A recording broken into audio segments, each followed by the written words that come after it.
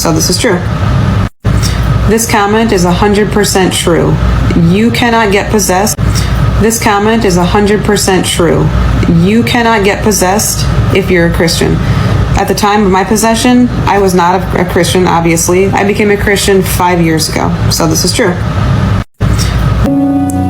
He said, get this demon out of me. I remember a man who came to me. He said, get this demon out of me. I said, you don't have a demon. I've heard you speak in tongues.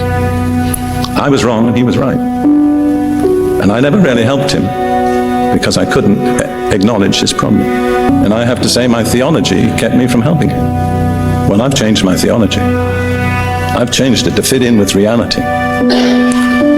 But I think you'll agree, as you go through your spiritual experience, one of the most difficult people to deal with is the one who sometimes has the right spirit and sometimes another spirit.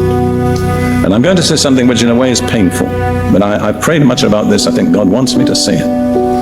Pentecostals, of whom I am one, have a kind of awe of William Branham. How many of you have heard of William Branham? That's most of you. Well, William Branham was a man of God with a most remarkable and dramatic gift from God. But I happen to have been friends with a Bible teacher whose name I will not give, who worked very closely with William Branham for several years. And he gave us once a personal sharing, and he said, I had to come to the conclusion that there were two spirits in William Branham. One was the Spirit of God, and one was not.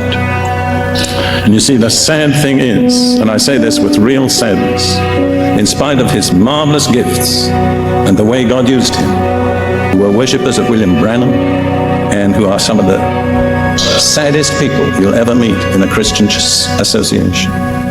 Why did that happen? Because if you mix two spirits and don't eliminate the wrong one, ultimately it will corrupt the work of the good one.